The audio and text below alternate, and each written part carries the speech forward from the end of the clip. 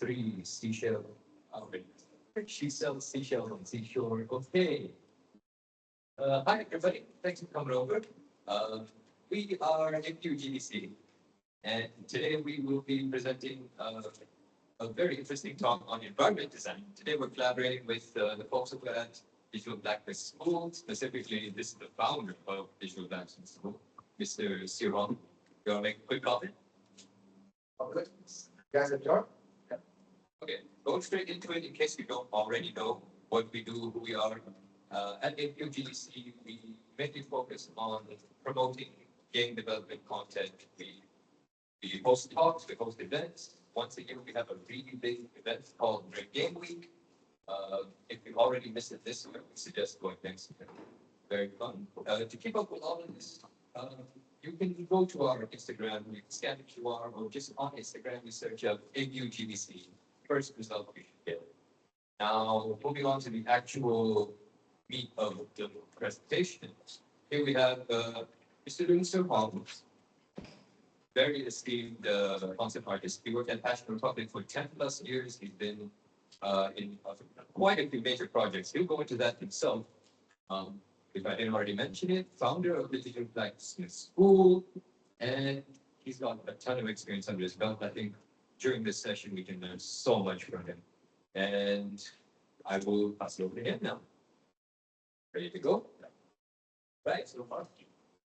That's it.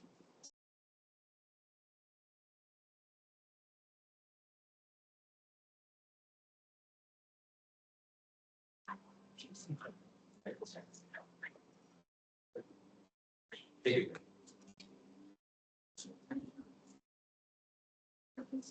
Hello, 1, 2, 3. Can everyone hear me clearly?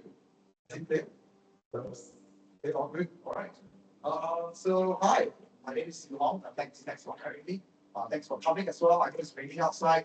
The lighting's really nice. I hope you guys don't fall asleep. I guess you guys have an dinner as well. So fine, but don't worry. I'm sure it'll be fine. Wait. I was gonna do a really quick round of introduction of our first Digital Blacksmith. So my name is Siew Hong. I'm a lead concept artist working to Captain for 9 years plus now. I'm also a lecturer in the One Academy, guest lecturer in the One Academy for about 4.5 years. So I was teaching every Saturday back then, and I resigned beginning of this year. Yeah.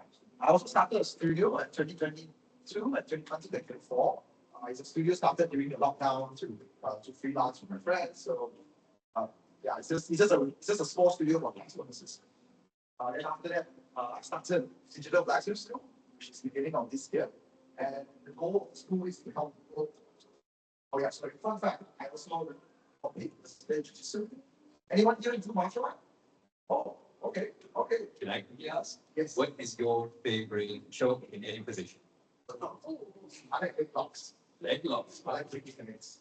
Yeah. So that's my favorite subject. Have you ever actually broken a leg in a competition? Not in the competition, my feet, yeah. Accidents happens. So yeah. Well, do you train this one? Where I usually. Oh yeah. Okay. Do help to our gym for each try. You're interested? Yeah, we are 5 months and so yeah, this is my portfolio. So I worked on like Ash, Blacksmith 2, Justice 2. Yeah. Channel 4 was Legacy, and a bunch of projects in the office. The big one. Yeah, this is the biggest title I had so far for food development. So this is Ash. Anyone heard about this team? Okay, not bad. You guys heard about it. That's good. You want to buy? It's fine. It's not my game. It's so fun. So it's a fun game. It's like it's my first food development game, like from 0 all the way to 100%. So that's one of the interesting programs. And to the next episode, just a quick sharing about what we are and who we are. So what we do is we help fresh graduates and artists accelerate what we call the joint industry better and faster. Plus, I was lecturing at One Academy and I was a hiring team. After public, I realized the big gap between what students get after they graduate and what the industry wants. So this is whole reason why the school started. This started out anger. That's what I created. Yeah, because I was like, why can't do problem properly? And why can't people just teach us to do properly? Yeah, this is why it's really coming. So we have like some other courses, like concept art course we teach my friend of mine, zero opportunity. Currently also have a house design courses by an artist in Tokyo or Cape Town. It's all live, right? It's a subscription work that we have, of course. We also have mentorships that's going to launch next year. So we have personal mentorship for all members as well. We also have like a Discord channel where people get to just ask questions or ask for feedback for free. It's a pretty quick one. The mentorship, yeah, we're going to launch our mentorship next year.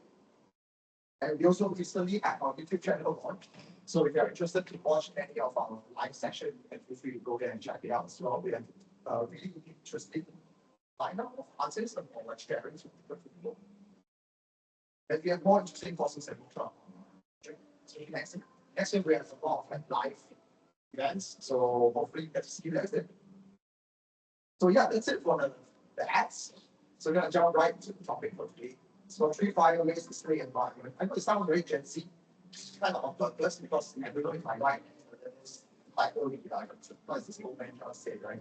So I just ask people, let's start ChatGPT, like, give me the most Gen Z title you can get. And it's what I got. So today I'm going to mainly focus on concept art, but any drawing, whatever I'm sharing will be applicable to many subjects. And it's more on thought process and design thought process, which is very important to us as a concept art. So the outline of the sharing for today, I know it looks like copies, but trust me, it's not possible. The outline of the sharing is the first one will be purpose in the game. So we'll talk a little bit more about high level stuff. Then we're going to talk about storytelling, theme and culture. It's more of you, how our things look like, feels like. Then lastly, we have the spatial design, which is a little bit more technical of the thought process that you need to have whenever you design an environment. So whether it's 3D trees or the game or interactive. And then we have security, right? You guys ready? Yes. So let's review story by topics because, yeah. So the first one is purpose of the game, right? So very high level stuff. So what are the key pillars of the product? Have you guys heard of key pillars of the product or game? You guys heard of it? No. Okay, good. Right. Share this. So a key pillars what is it? It's basically a set of concepts or ideas that define the direction and the overall concept of the game. So basically it's the things that you can describe the game immediately and not understand that's the game. Some examples. God of War. Anyone know God of War? War. That's my first PS4 game. Yeah, that's happened. PS3 So God of War, if you play, you know that it's about a character. It's about a father and son. It's the first people. Character. Second pillar, combat and exploration. It's all about how you fight. You know, how it feels when you hit the enemy. Very well. Control my face. Facts, you have the animation that shows you how the design is. Second key is the combat and exploration. Lastly is the world design. How well the world is designed to showcase the story, the lore, how you explore characters and quality in the game. So these are the 3 pillars of the game. And everything that you design is based on these 3 pillars. So this is why I divide 3 core pillars of any products. So any games you design, you need to have these 3 core pillars. Some games will have 4, some games will generally have 3. Some smaller games might have 2. So it depends what kind of games you have.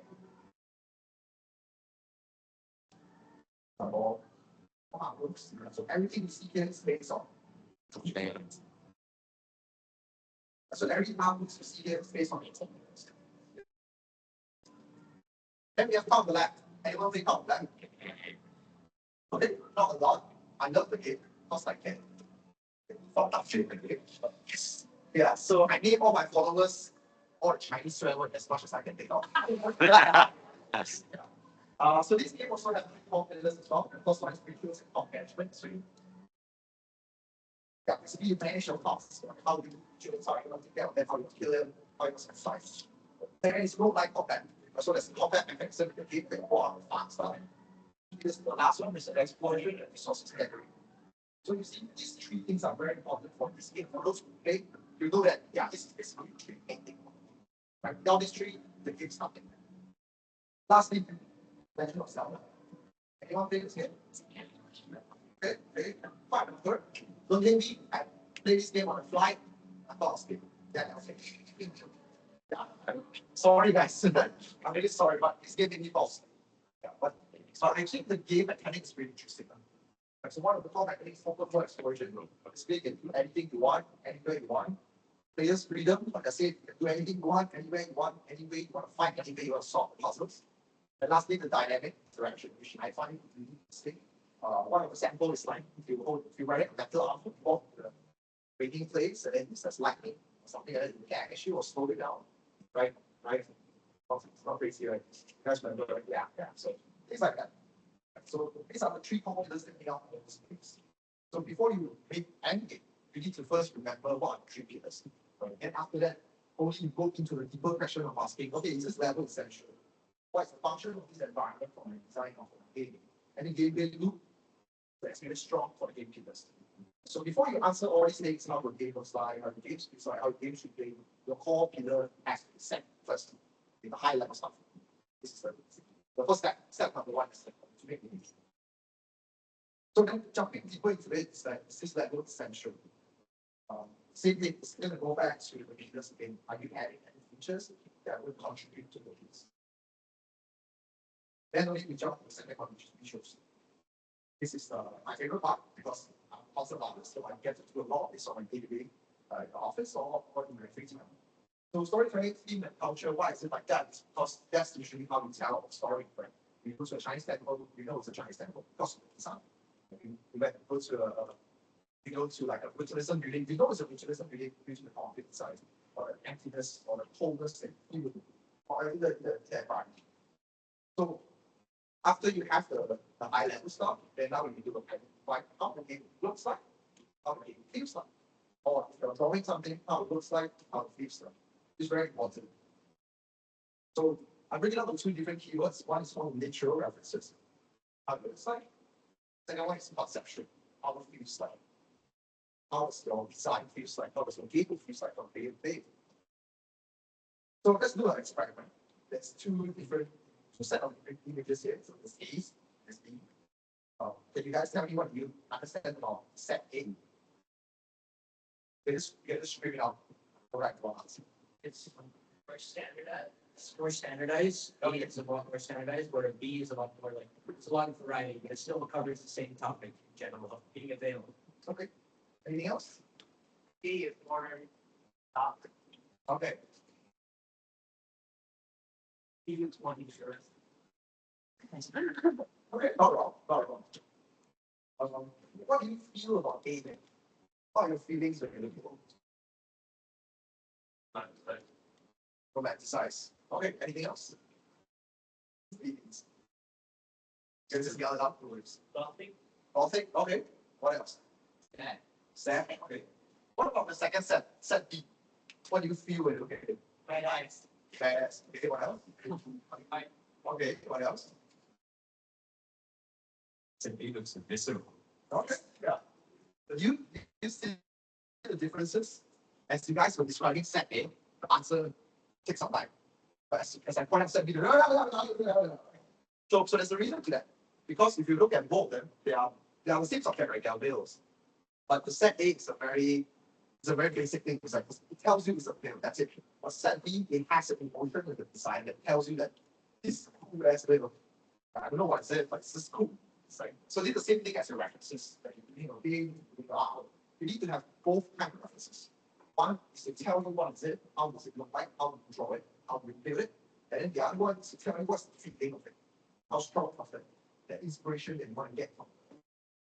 Same thing, look at this, look at the picture on set B, you know, yeah, it's angry, there's a girl being angry. But if you look at set A, it's a different kind of feeling.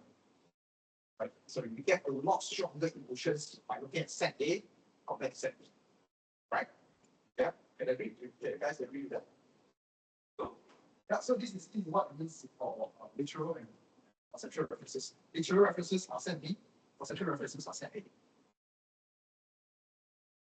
Yeah, so going back to the game, right? If you look at like God of War, they also have the literal and conceptual references. So the literal is Nordic and hyper-realistic. So that's why everything in the game looks really realistic. And it's about Nordic culture. And the conceptual is just about father and son relationship, right? You just cut down everything, you cut down the combat, you cut down the schemes, cut down everything. It's just a story about father and son. So that is what they want to tell. Okay? That's what we call LUM, right? The literal is how does it look like. So it looks like the juxtaposition of Cubic now. And after that, you have the conceptual of the concept. You see the feeling of how it looks like. You guys kind of get it, right? And lastly, Legend of Zelda. So literal references is they want to make it look like Islands, like the guys like Hills. Interesting. Where the conceptual is they want to make you feel like it's adventurous and it's about exploration. So far, so good. You understand? Yeah. Am I going too fast? It's all good. Yeah. So these are some other references or examples that show these are artwork done by an artist called Fei Wu. So these are references that they gathered, and this is the artwork for it. So you can see the resemblance of the artwork and the references here. You can see triangle, the referencing triangle ideas and elements are all in the artworks. From then go to this one. You can see the shape design, it's all in the artworks. Here's another set of references that I can show you. It's not by the instructor from Blacksmith.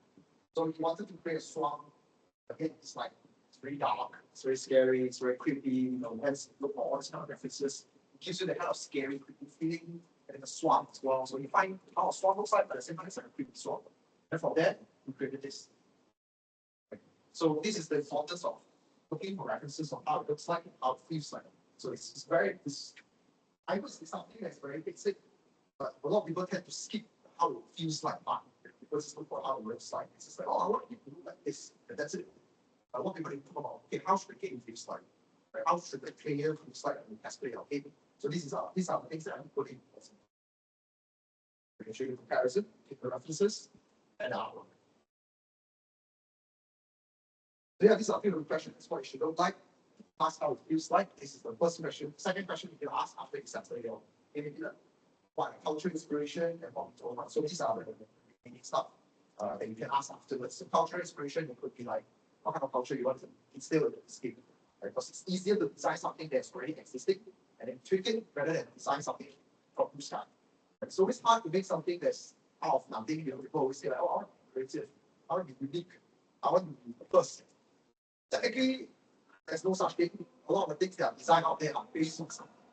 So try to understand what's the cultural inspiration you have for the game. And lastly, is what we don't want, that's the restraint. What kind of restraint you want for a game in order to not explore too much. I'm not going to dive too deep because there will be a whole new different topic to talk about. So we're going to go to the last one, which is spatial design. The sharing will be quite fast because I'm just talking more about mindset. So that's a big question for you to ask me later.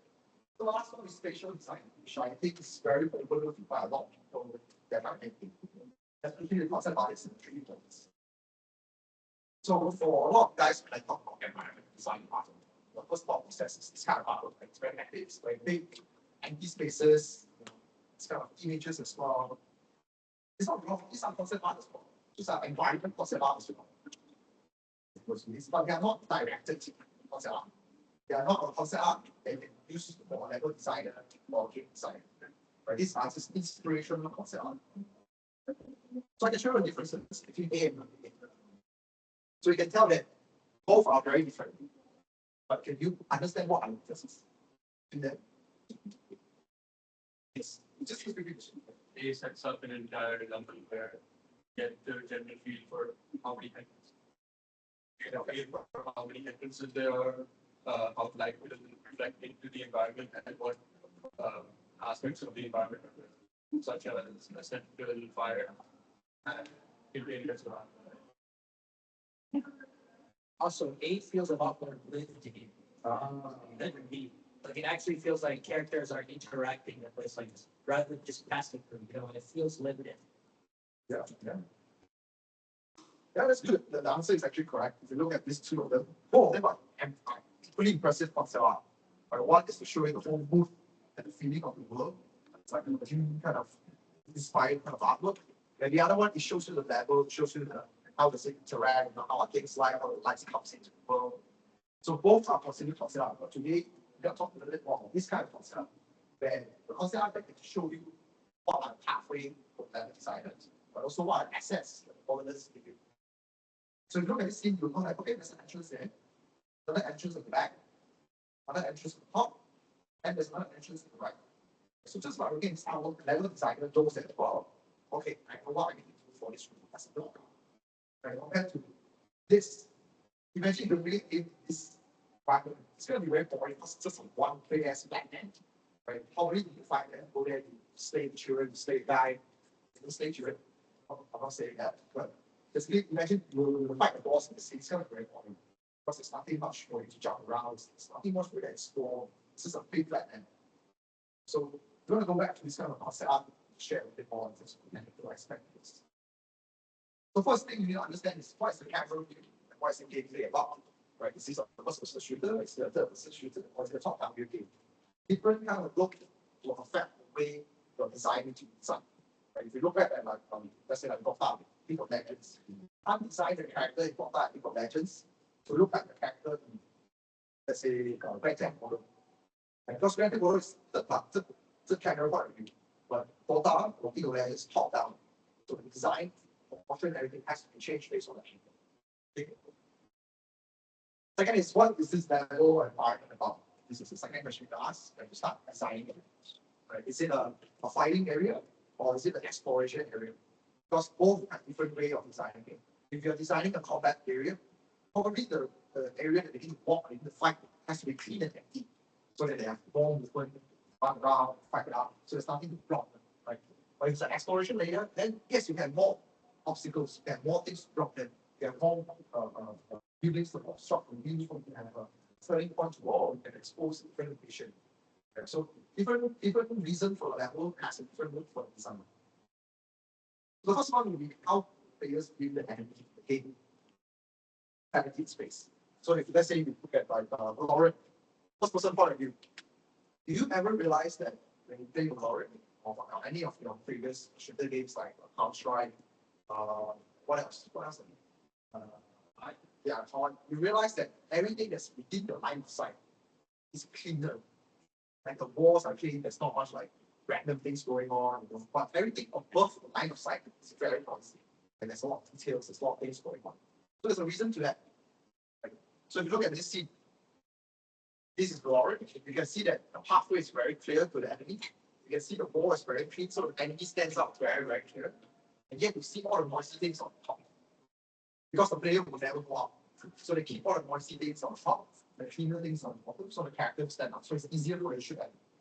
Imagine if I swap this thing from the top to the bottom. The clean part is at the top, the noisy part is at the bottom. It's very hard to see. Then you will make players frustrated and then they start playing the games like the game sucks. That's better.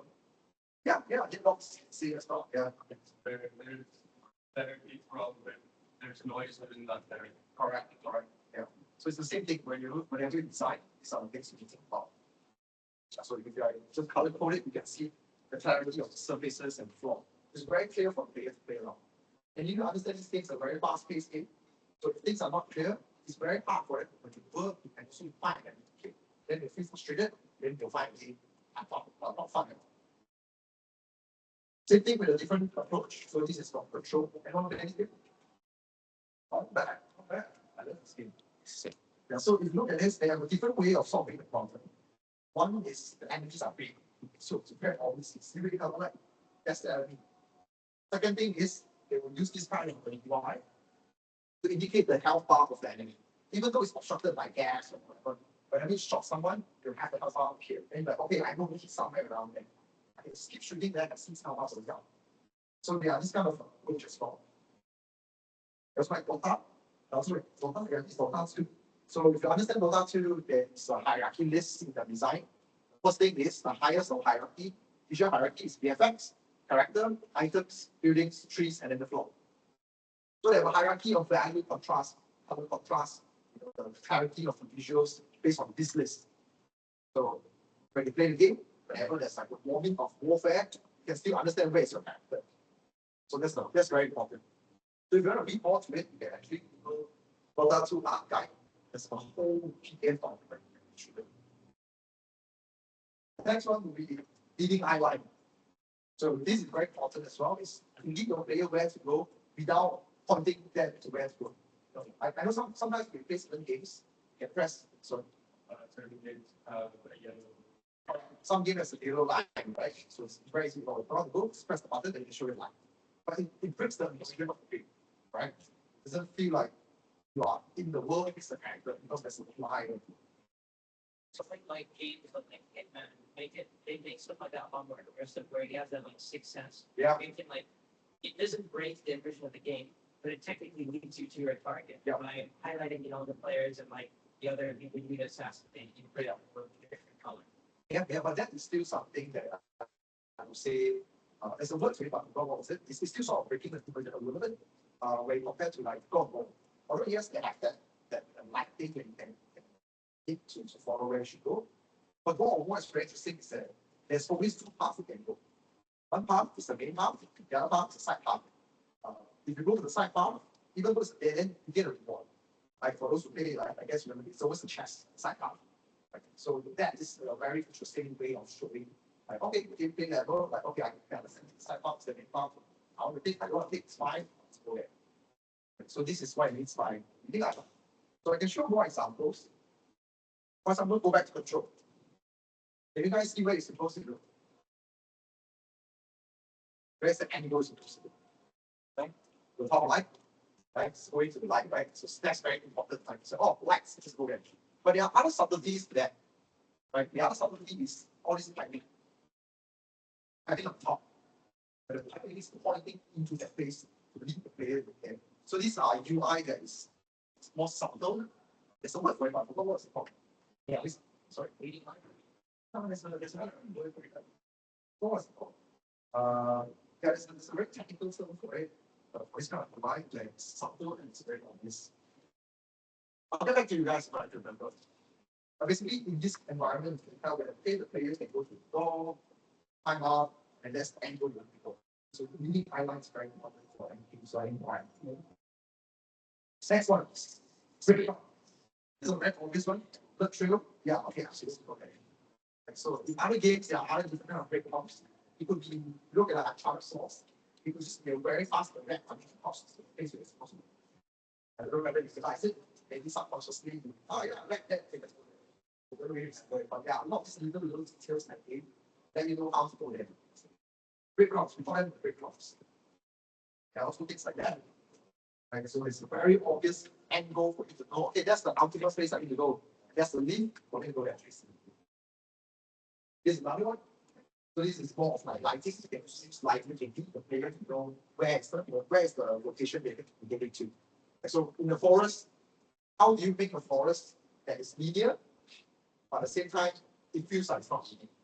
I think and the path is wrong. So we really decide the path to be very clear and nice. So far so good. Okay.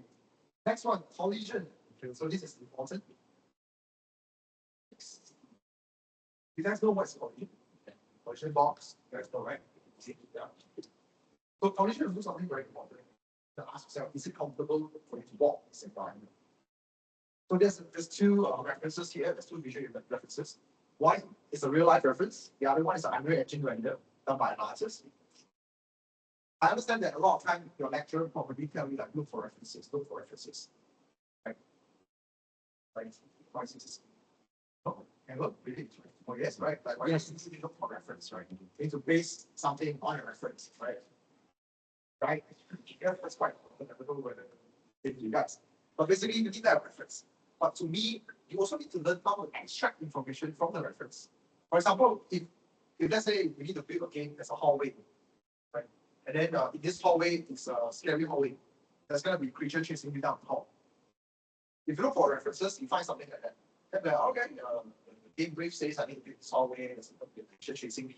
I'm gonna design this like that, following the reference from the chair here, this here. Because it makes sense because it's abandoned, so there's chairs, there's everything on the walkway. So maybe you can create like an obstacle for players, but I need to run here and then you fall down and everything, right? It makes a lot of sense in reality, right? But when you actually play test the game, with all this chair here, you actually feel frustrated to play the game more than fun and scary. Because there are things that are blocking you in the very way. So that's why you look at the image number 2. Everything is clear. Yes, there's some sort of obstacle here, but it doesn't block pathway. It's very easy to navigate. So this is what a collision box will look like in a game. Right? You see all these big box. Right? Imagine if I'm a gamer, I look at this, I'm like, do I need to jump? Or do I don't need to jump? Can I squeeze through? So there's a lot of kind of questions as a player. So you're gonna make the game feel very annoying and very like frustrated. Because the real world is frustrated enough, right? So in the game, you don't want to make it frustrated. Instead, we need to make it linear and fun for the player to understand how to walk. So for example, when we go back to this, you realize that the collision box is very small. It's very clean. It's very clear for the player to walk through the space. So even when the creature is chasing you, you know that you can kind of outrun it, but at the same time, you know that the creature is chasing you. So it gives them some sort of sense of hope compared to the previous image where like you start there and say, oh, and die. Then like this game sucks. But these are some of the technologies I think we don't understand every design. So there's also a thing that if you realize any combat area in the game, it's always very clean. When you look at the floor, it's super clean. There's no other like small things that's blocking the players from walking around and all like this. Look at the floor, it's so clean. Like how can the guys slide on the mud slide without rocks, without any sticks and stuff, right? Doesn't make sense. In real world, it doesn't make sense at all. But for gameplay, it makes perfect sense. Because you want to create an experience of being very powerful. Being very powerful, being fun, being smooth, right? Like to this environment, like all the fantasy things that you want to have.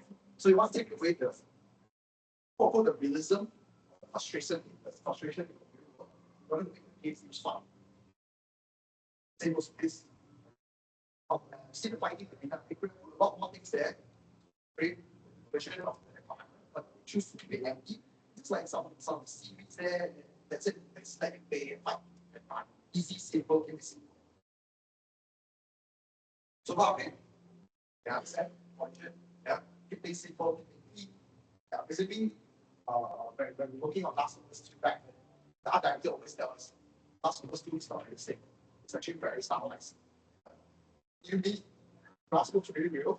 But it's not stylized. Like, look at the power. Glass are purposely designed to lead the player.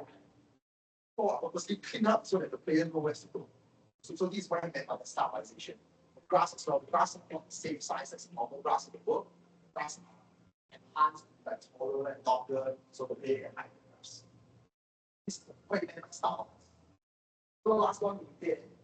Then for players, sometimes can be very frustrated, or sometimes can be fun too. So these are some of the examples I can find. Last of Us 2. When you go to the dead end, they'll tell you, okay, there's a track here for you. You want to take. You choose to solve the puzzle. You take it. Sometimes you can just free, open it up.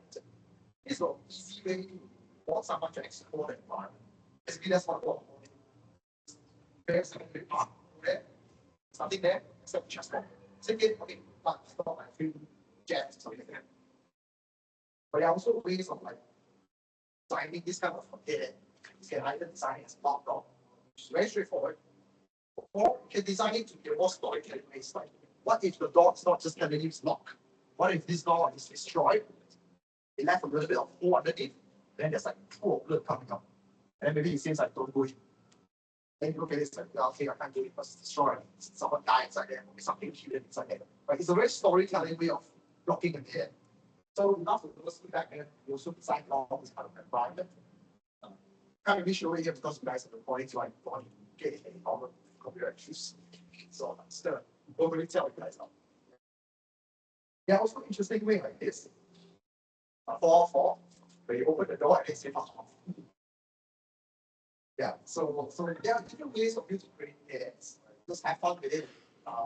Just the important thing is you need to reward the player for exploring this dead part of your game. Okay. And then lastly, we'll be as clear as possible. So this is just sort of like summarization of everything. So the more thing that I mentioned above is more about clarity. How clear is it for people, for players to understand the environment? As clear as possible. This is always want to see clarity as clear as possible. So the clarity should already come in during the block out stage. Designing anything, this stage, players should be able to know how to play the game, where should they be, where should they go, where should they jump. Again, you see, it's very clear. Before the actions, before the scene, before the design, it should be very, very clear. So as a designer, as a concept artist, every time we design, this is our first block out. And after that, we pass to the designer or this is very clear. It's not gaming, it's gaming, but at the same time, it's not very, very gaming. So you can understand like where you should climax because of the color, value, the design. It's very obvious stuff that okay, you need to dive there. So you need to be as clear as things like that. I don't know whether you guys get this reference. You can see what for those who want Dragon Ball, yeah. So you need to be able to make the design as clear as possible until you find like the way Dragon Ball is, right? For those who don't understand what is this, say what Dragon Ball, you see any rocks that looks very low poly, very low effort, means that it's gonna destroy the next second. So very always give. So in your game, this is what it means. It's not really to be able to let you know where's the path to go. This thing blocking me, or this thing but this is there is a reward. It's not there, where should I get into it? That's fine. It's like a classic example. Classic example is like Pokemon, like certain rocks that you're able to use, like the camp rocks guy. Yeah. Seems like a certain character. It's only that drops like every single game they ever released. It's like your consistency and like Yeah. So clarity designs right. Doesn't matter what. The matter is the tops. Like violence, pathway that design, also the characters and how you cross stages. Clarity is very, very important. Because clarity is the thing we have to communicate with our department without talking to us. Right? The clearer your design is, the easier for you to transition the outward to the developers. So if you come back and ask you like, hey, why are you designing? So what's your reason? For long clarity there, everyone's like this. So in summary, first you understand how the player view, okay? Where should the player go? Is it comfortable to go? Which is the function box, right? And data collect the reward. Or you choose not to have data. And lastly, as clear as possible. So in summary to the whole talk about creating an environment is that first thing that purpose of the program, which is the key pillars. 3, 4, 2 key pillars depends on the size of the team. Once you have that, then you can dive deeper into the question as okay, how should the game be like? How should the game play? What effect we should do? Then when you jump into okay, now how should it look like? Okay, how should it feel like? Remember, when you're doing how it looks like, it's important for you to do this in your QA. So once just say you have a game build up, right? It's a prototype. You need to understand, okay, my game need to feel like this. Then when you ask the QA to play the game, you need to ask them, the game feels like this when you play. If the answer is no, then most likely you are a little bit off track from what you go target. It's a very important key for you to remember that this is how the game feels like, this is how it feels like. Lastly, spatial design. When we talk a little bit about that stuff, about clarity of how the space should be, where should the visit go, there are dead end, there's dead ends that reward, right? And and for clarity is very important as well. So it's more for technical issues.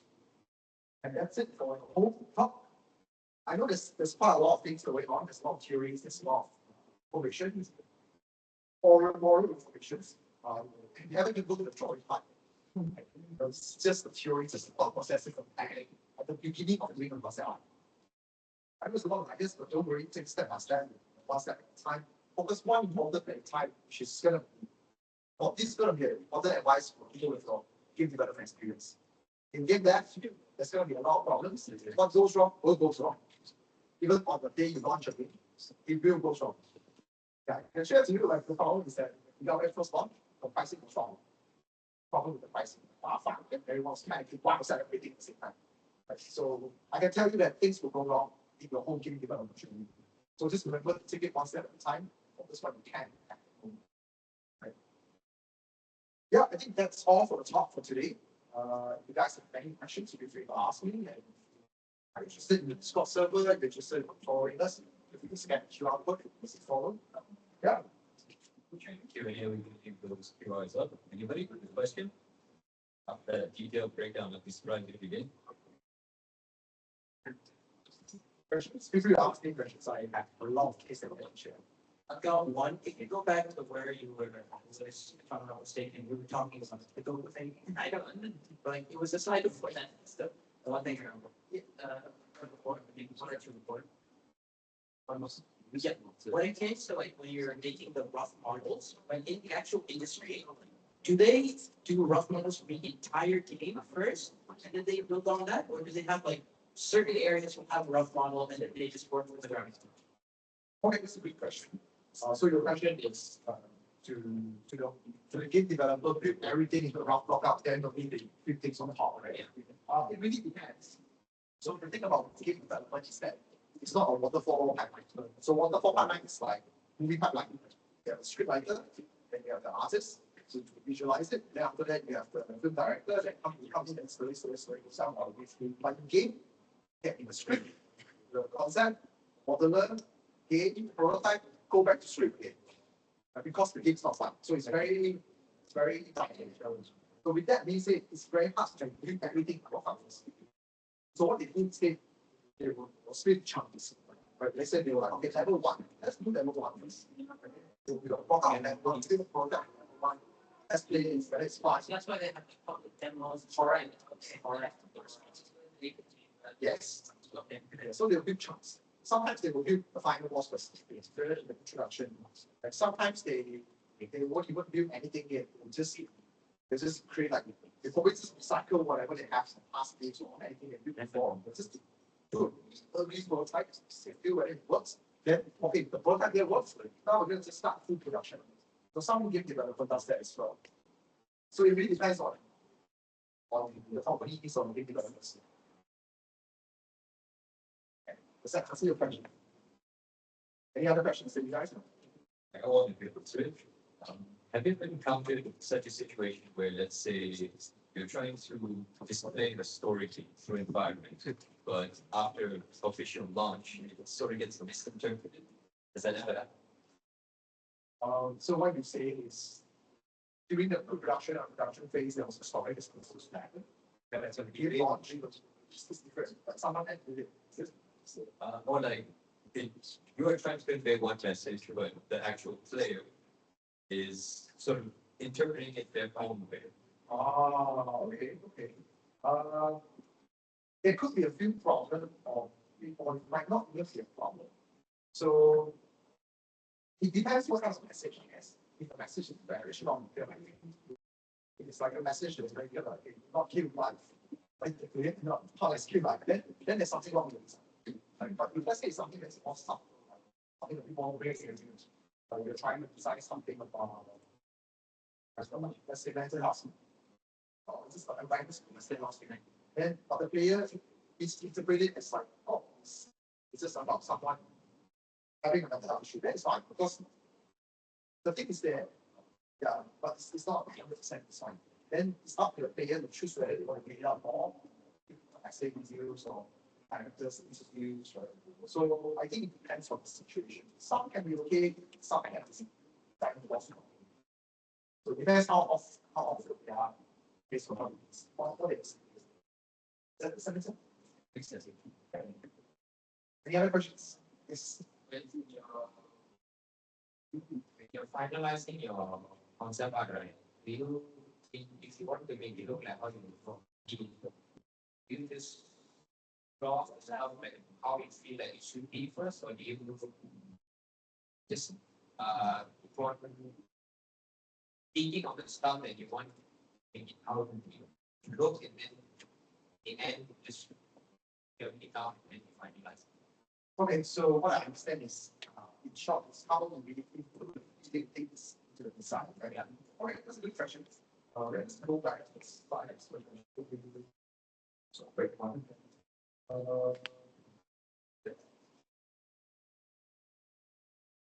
So if you look back at upload here, here.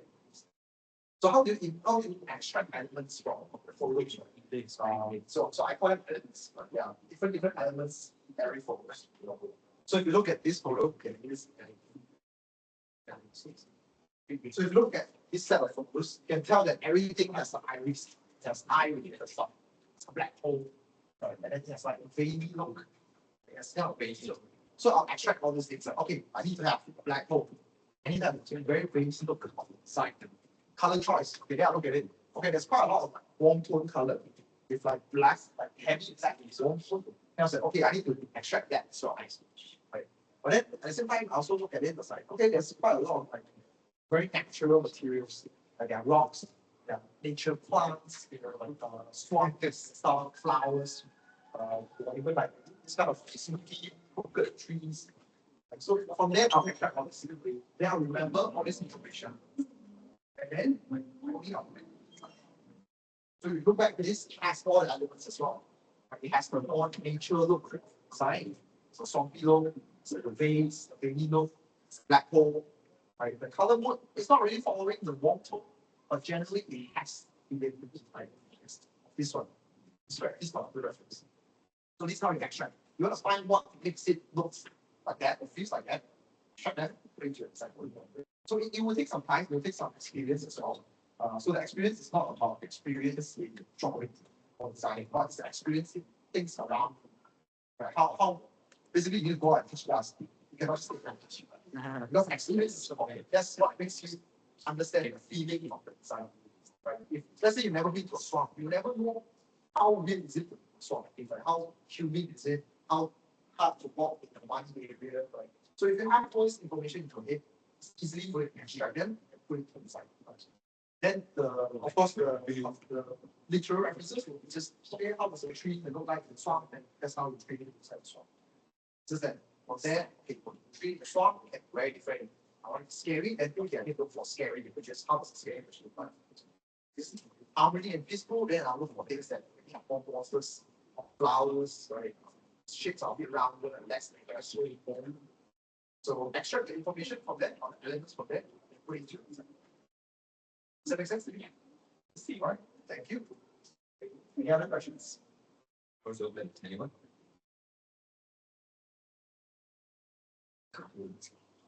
So, I wanted to ask a little bit about how do you plan the environment you have for like an open world? Okay, that's a really good question. How do you plan the environment for open world team? Same thing. I'll start off with the pillar first. Okay, after the pillars, then I'll map how it looks like and how it feels like. So then I'll go into the video of the game. So I'm assuming the open world game means that the different section of the world, right? So let's, for example, we have 4 sections.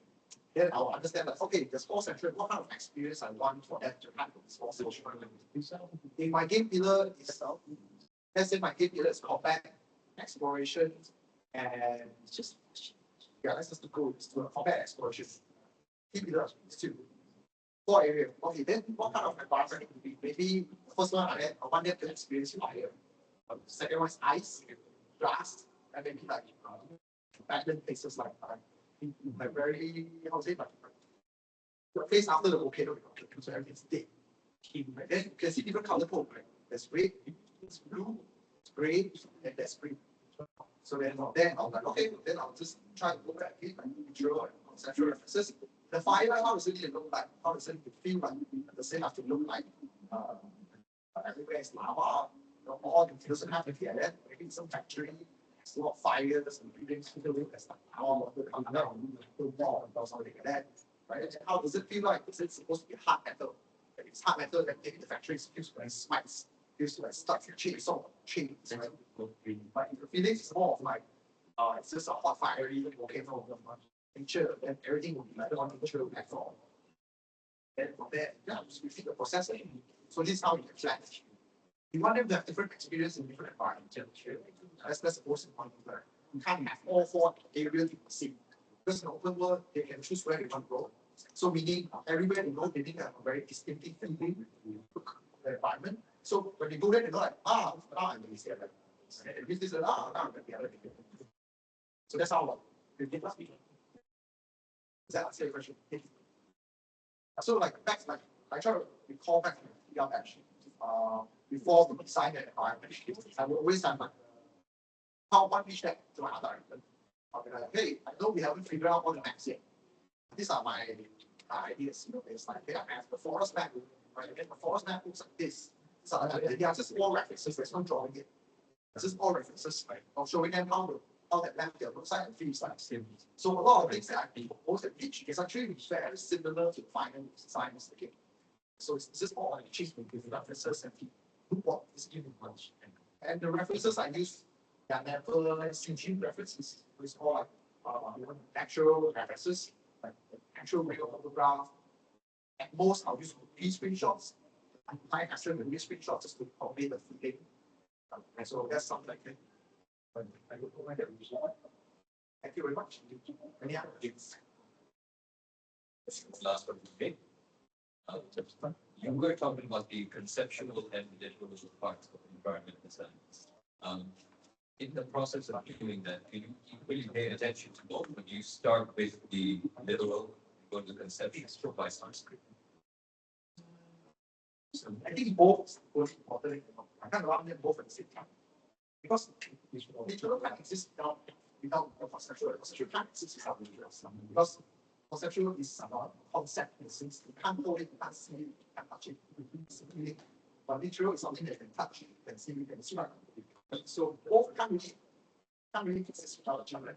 So what I do is, okay, if let's say you're looking for science, generally the brief will have literal and conceptual already. So most of the time, unless there's a game that start from zero, you might apply so like, I just want the game to be my and then maybe you have part of your own. So generally, any free that comes in, there's always a hint of literal and conceptual. It could be like, oh, my game is erotic environment. It feels very powerful. The player fight was feel like, oh, I'm super power is that. Then you go like, okay, the literal is not environment. Then the feeling is powerful. So you already have that language. So as you're designing it, it's find it, how the nordic environment looks powerful, feels like it's fun. So from there you break it up more step by step. Like maybe I'll look at like how does the nordic environment look first. Yeah, I understand. Yeah, it's not simple. It's not happy. It's not like it's not like house and huts. Okay, now I have this.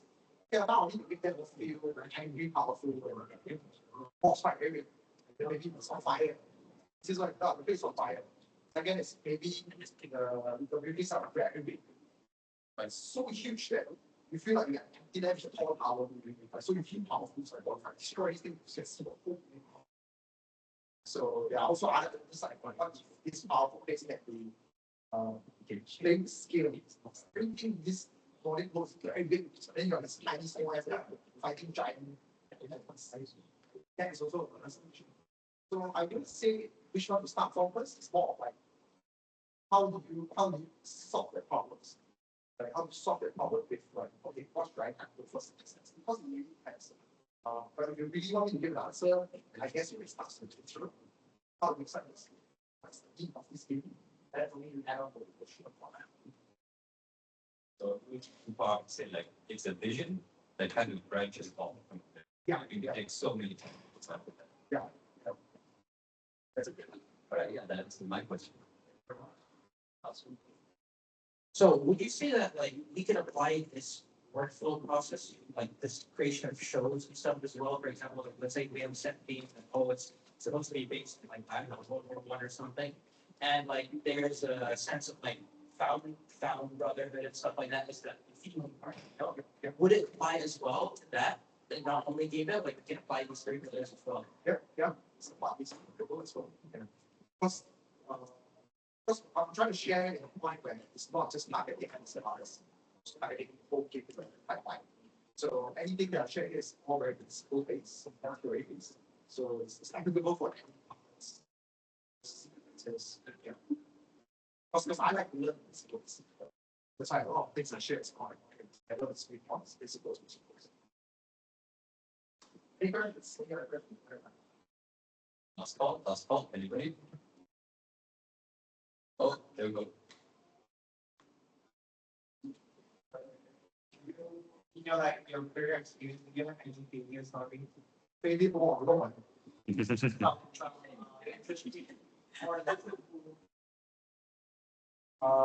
not, it's really a lot. Okay, I'll tell you, I found out a lot of things. I found out a lot of things. Maybe I can just share, since you guys are staying in school, maybe I can share something more to you guys. Just keep in mind, the story is not to scare you, but it's just things in the past are very different from things now. So I can share you like how I got my first job, how I got into passion problem. So I studied the one academy back then. That's not when I was a student. I studied there for 3 years. Then throughout the whole 3 years, so my batch has total of 12 graduates at the end. Started off with 46 people. So like the first year there's 46 of us. And when graduate there's only 12 of us. Which is very long. The art school is very long.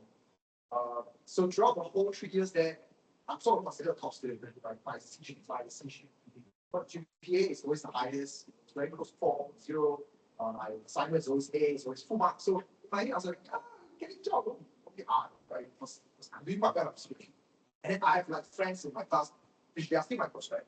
It's just like, something job, get this. It's like, something. They ask like, do you want to get a job? It's like, it's fine, don't worry, it's all good. I was like, okay, fine. So after we graduated, my first goal was, okay, I want to join my own factory. Because of one artist that I really admire, and I really want to learn from him. That's why I decided to join it. And also because the things that they do back then, this was like, okay, I really want to join action. And my second option was the sky or streamline. Yeah. So this will keep in mind, these are only 3 big studios back then. Just the 3. Yeah, the rest are like animation house, like small studios. Then yeah, I like action. I did the art test. The art test was about 1 month, if I'm not mistaken. So it's about 3 weeks, the art test. I failed the art test. I was like, shit, okay, my first choice is not working. And then I applied for Sky. Because my lecturer back then was the art director for Sky. So I asked him, say, hey, guys, hiring? He's like, yeah, just come and apply. And keep in mind, the guy beside me, get G, simply draw, chill guy, he got in Sky immediately after. So the lecturer said, yeah, just come. Okay, let's just do this art test. Okay, it's art test. Art test too messy. It's like, too much to try. I want it to, let's try. I was like, I think I can do better. So I tried. Go on it, said. And that I was like, stop, sorry. Okay, I can't get a job. And at the time, I went back to college to collect back the remaining money I had from the PTA grant government. So okay, I have about 11,000 left from the grant. Yeah, so I was like, okay, I have this extra money. What should I do? And like, first I thought about traveling. I traveled to Australia for a month, but I didn't use the 11,000 to produce my own equipment. Very few weeks there, I with my friends. I was traveling for a month. Then I came back. I was like, you know what? Time to come back to reality and look for a job. And I still have this 11,000. I don't know what to do. So I went to look for another job. Things that was guy again. Did second test. Failed again. Sorry, bro. I was like, then that's where I took the 11,000 and short cost. So I looked for a mentorship. I attended the course. It was cost about 9,000 plus. That's why I paid for it. Okay, upfront everything. Then the course lasted 3 months. That's why I attended the course and I did a whole new set of portfolio, which I learned quite a lot from this mentors from Colombia. And now it's in Singapore. So things called Eduardo Pina, you could learn the best Eduardo. It's my mentor. So I learned from him, built my own portfolio, and then gave me some freelance. So I worked with him for freelance a little bit. Money was really good. But then, because I always get go out, just like wake up, freelance, eat, sleep, and then wake up again, freelance, eat, sleep, and wake up again, sleep. Because all my freelance are working 9 to 5. So I'm home, I cannot do day, so I do freelance in the day. So I basically have no social life at time, and I work quite intense working hours. I work till like 2 a.m., 3 a.m. every single day. Then I got really sick. I don't know whether you've heard of this thing called shingles. Yeah, so I got shingles around my head. It's a virus in your body that's dormant. You will get it when you get older. When you will get it when you're young, it's because your immune system is low or you're stressed.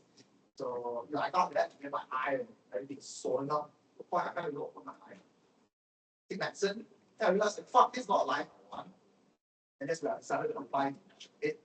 I remember applying pressure with my right eye slightly blurred because of the shingle fucked up my cornea and everything. So I applied, and then they was like, okay, this is your second time on test, let's try it. Okay, the test, go back and work. Same thing, about 3 weeks. Yeah, test for 3 weeks to a month. Finish, go back to them, it's like, this is my profitable. And then keep in mind, the short course I attended is to build a realistic profit. So everything very realistic, like last first time realistic. And passion being passion, they're like, oh, yeah, new set of portfolio realistic artworks. Let's try Starlights. What? I was like, hey, wait, then you'll try this or that. He's like, let's try it. Okay, we can try this. And then they realized, oh, it's very bad. Then the speaker was like, oh, how long? Then I remember my boss said back then, it's like, oh, okay, try one more time. Just take the main character design and then you redesign the character. Then you come back to us with the time. Fine. So this is my third time doing Atlas. Go back another 3 weeks. Come back, you set of design character. Then it's like, yeah, it's not bad. At least I'm there with the boss and the whole concept team. Including the artists that I look up to was like, fuck you, then they look at it, they're like, not convinced, not good enough, well, still, and at this moment, all my friends were in such a and I'm like, the guy kind of, it's like, hey, I thought top students were a good job. I was like, fuck, you know, so it was quite sad and quite motivating to me. But then, after some conversation, my boss like, you know what? Yeah, I was so yeah, just like he just straight say to my face, your work is not very good. Execution right back. So what kind of things you have? Just okay, cool. Yeah, so even when I got hired, it wasn't an end of the story. I still thought a lot of things. So when I got hired, I was like, yeah, dream come true, right? I went into my first choice, the studio. I went in, there was only 6 of us. The other 5 artists are all super experienced artists. One is 21, I don't know whether you guys think 21. Recently, he launched something called right. Tell me, the very famous comic book cover artist now. Kudang Pen. You heard of Kudang Pen? He draw very stylized, cute shapes, characters, very famous. Okay, there's another guy. Nice. Yeah. There's another guy called. Okay, this one you might not know because it's quite new. It's called Escalator there. It's very good illustrator. Then another girl, her name is Zendia. So she's currently working in CD Projekt. Yeah, so 4 of them are like super high level artists. Then I'm like the only freshman there. How many people were learn all of you guys?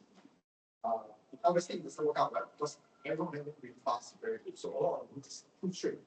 And then I only looked at them and was very bad. I would see a lot. Look a lot, I try to practice a lot until a point where I kind of almost gave up because just no result. Every time I try, no results. I think about 6 months in, yeah, I couldn't feel anything. I couldn't improve anything. I don't see my progression as an artist. Because all I don't always get the picture. And at one point, the company shifting direction. From illustration to concept art. So we stopped all the illustration job. So meaning that whole time, the company has a job for the art department, for the concept art. So imagine like I've already been motivated without feeling like I'm progressing for the past 6 months. And there's no job coming. And now we pitch new job. And then my work sucks, so I already can't pitch any new job. Right? So I kind of just gave up. I kind of just like, okay, I'm still going to do this 9 to 5. Because back then, for now, it was back then. Actually, probably didn't really fire. Back then, now we do fire. Back then, we don't really believe in fire. They believe in helping people to reach a point where they can sell. So in my head, I was like, I won't get fired anyway. Just gonna chill here, talk about just make money, right? Obviously, things doesn't pan out. Example, we were pitching for very big client. All of us stay back, do the pitching, and after that, for 7 o'clock sharp, okay, I'm going to chat back. Then this artist, I remember it's Jason. Really now, yeah. Cool. Okay, I went on. Then in my heart, fuck, I think I fucked up. I think I should have stayed. So I should have just stay until we all finish the stuff and submit together. And I didn't care too much, right? Then the week after that, it's weekend and Monday, I came back. The artist called me and said, that's great for me last week. You finished your work. It's like, yeah. It's like, you think your work is up to that standard? I was like, I guess. I said, no, it's back, it's back. I was like, okay, then that's where I got fucked up. And because he's someone that we look up to, we look up to him as the artist. And then he said this one word that kind of fired me up into better. So he said, like, I don't know if hiring you is a good decision or not. I was like, oh. And that's where I know, like, yeah, deep shit. I need to put myself on. That's the day onwards, I really try, really draw every day, design every day, practice every single day. After work, I still draw, design. Slowly, okay, so we catch up from there. So that, I guess that's one more relatable, fucked up story. pretty pressed now. But yeah. And then that's fine. And people here know that it's only been today. Don't take it as a depressing story. Because it's different. It's fact that your choices which companies very different. And there's no means for company to hire people to train. Because the team is so small, jobs so many. So there's no point for them like so it's very hard to get job back then. Right now it's right now there's a lot of opportunities. There's a lot of studios in Malaysia, not in Southeast Asia. So it's different. So don't take it as a story of like, oh my god, this guy can't get a job the first 3 try, I'm gonna get my job. Don't see like that. Like see it as more of like things change. The condition is an important thing, right? Don't give up. Yeah. So I think for coffee, I worked at a cafe for I think 6 months or so before I got my job. Just to sustain myself. But this is when I was attending the shop course. When I was attending the shop course, I worked as a part-time waiter and barista at a coffee shop just to sustain myself financially. Yeah. So there's nothing wrong with it. There's no shame to it as well. If let's say after you graduate, you get a job, it's okay to just do something side just to sustain yourself. It doesn't take too much attention.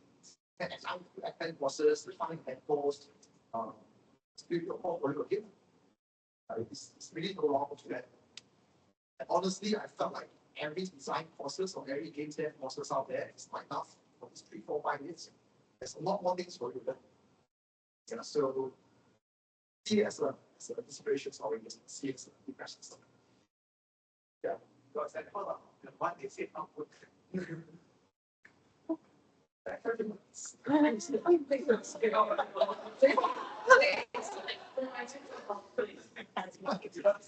The animations you There's 3 of us. We're all on the drink anyway. I don't want to find out the reality, you know. What?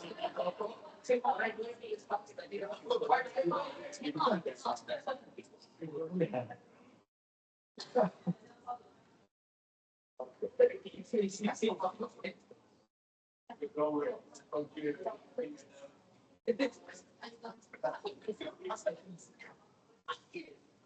Yeah, yeah. So we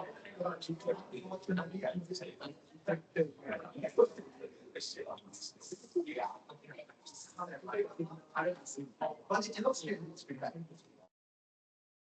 How bad is that? How bad is that? How bad is that? You were talking to us at one academy. Yeah, it's like, how say, if I was to apply fashion today, with that set of honestly, if I was to take the portfolio I have back then, I apply today, I have 5 fresh grad, I'll confirm lose.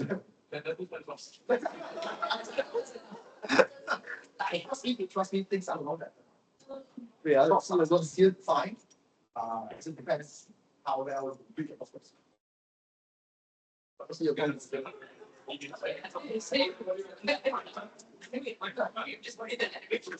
Yeah, no, trust me, it's a lot easier. So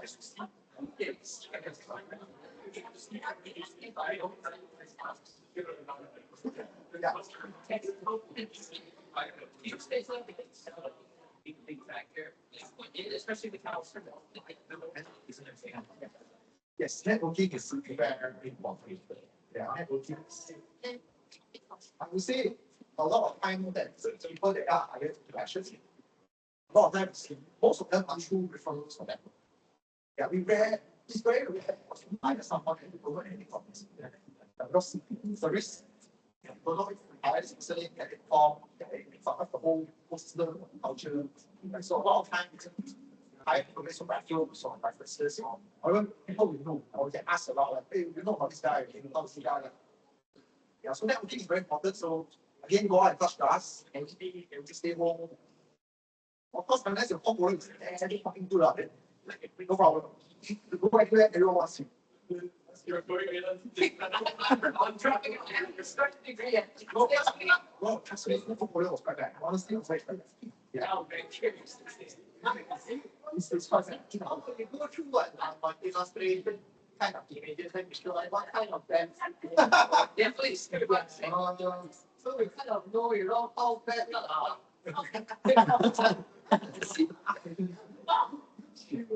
don't think I think it's suspected.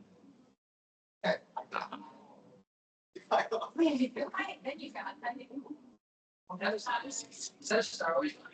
No, that's not quite empty. These are already so these set are This set of portfolio are done during the mentorship courses. Is this good or bad? What did they say? They say it's not bad, but It's not bad. I need to understand that. Just get into National Republic with this. No, now.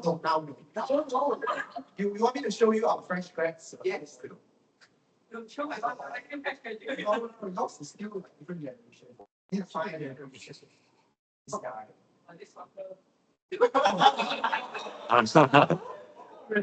This guy sat beside. He's sitting beside. He's a French grad. This is his portfolio. How was it, sir? How? It's 20.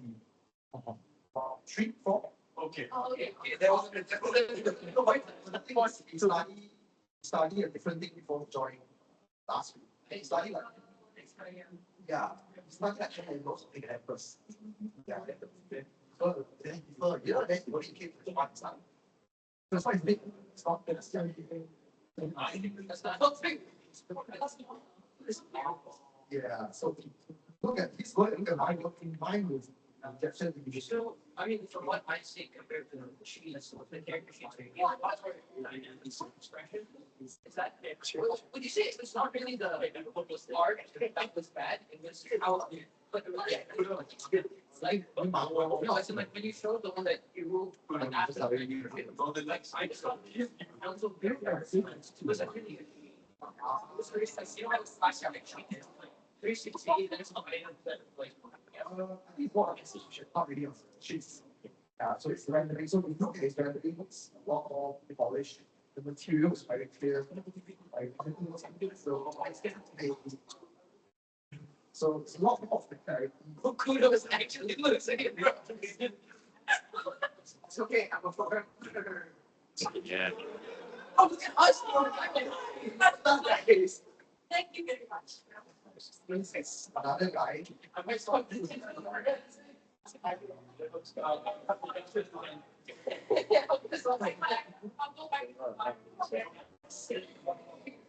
is a honest putting of mine. Oh, that's good. So this is work now. This is work during college. During college, What academy? Yeah. Yeah. Oh, okay. Okay, but you need to understand these are rare technologies. These guys are really rare technologies. They are also like artists that are not as good, but they can be industry as well, right? I think This kid was not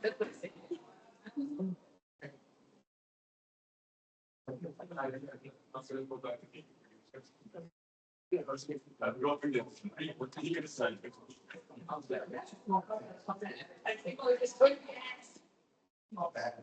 Also, these checks are just a little. not bad. I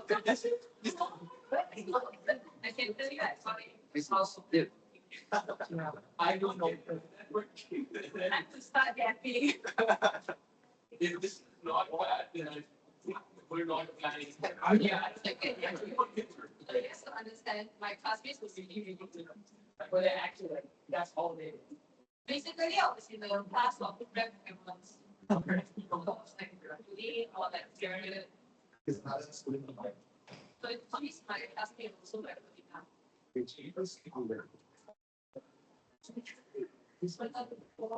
Yeah. I think I'm covered. It's not bad, honestly. I think that's the outstanding. I don't think I'm remember being here. I think that's the. Don't worry, honestly, it's really not hard. It's just need increasing time and effort to huge amount. Sure, you have what's really feels like practice how they standards. Really like the people who comes in. Show me what was not good. Show me what was not good. Like, what is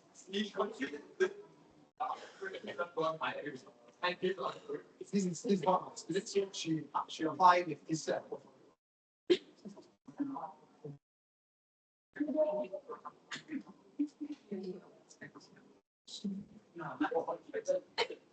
These are things from you. So in general, we want someone that's good at foundation. Okay, the draw human person.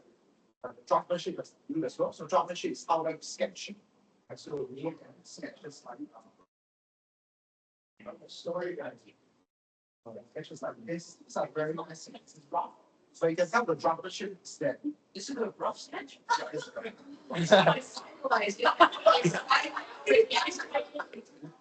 This is my final sketch. Well, more is a poor. Yeah, exactly. This is like after like. yeah. So come to digital blacksmith. That's where we help you out. Any next year. I think more. I think that might actually continue to be considered. I think more than straight mentorship instead. Yes. Break your back and make it again. No, honestly. So for these understandings, I will That each commander is very extravagant. But honestly, don't worry. If my business, I honestly business, it's not very hard. Looking at it, because I've been teaching for 4.5 years, looking at students, how much they grow within just a span of 14 weeks. You can see their growth could be lots. So they just need good guidance. They just need to have a drive, how to push themselves. And then, yeah, they get that. Yeah, honestly, it's not hard. Any other questions? Everyone? Then we can take a round of applause for him, please.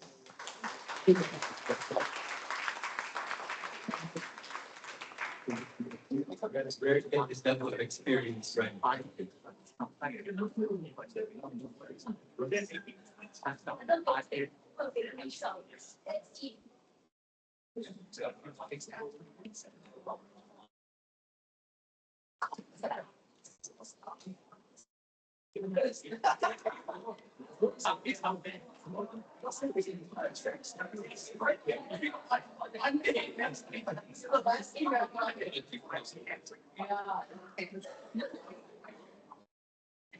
Okay, just a few more things to run through.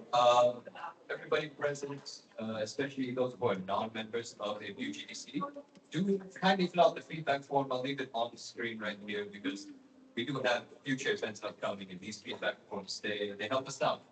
So whether your experience was positive, negative, just let us know so we can improve on whatever it might be.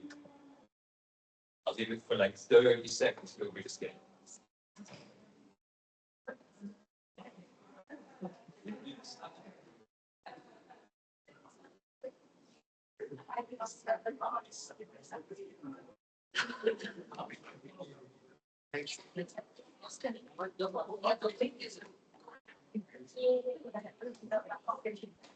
Any working for everybody?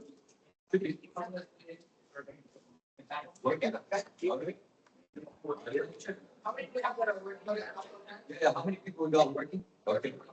Gossip, it's you. There.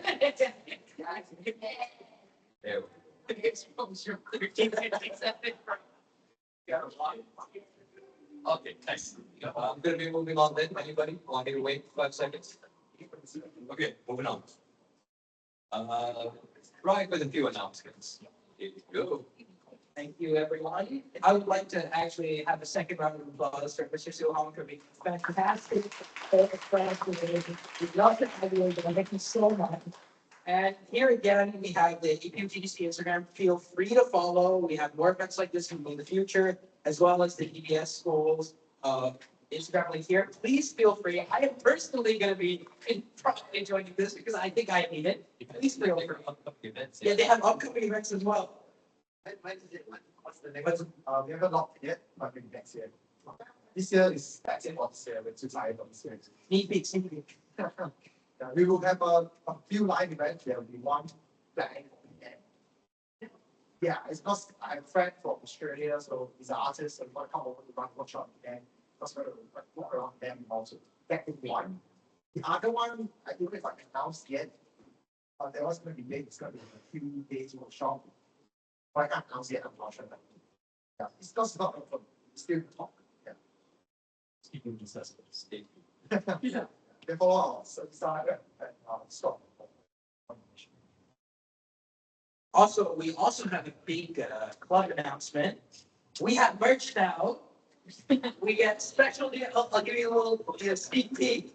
We have lanyards and shirts. We have a combo deal. If you get the ES lanyard, which is the esports lanyard, or the APUGDC lanyard, plus the shirt, it's only 30 ringgit. Please buy it now. You'll have the link right there to order. It's for pre-order right now, if I'm not mistaken. What is it coming out? 30th is, I believe, is deadline. Next month. Next month. Next month. And also, there's a big event happening on Friday. We have at another uni at UOW, Jingle Mingle, which is a game dev showcase, a portfolio review, and an event all about game dev. It's happening this Friday. We'd love to see y'all there as well. The link's right here to register. I might. Please, for whoever wants. It's up on screen.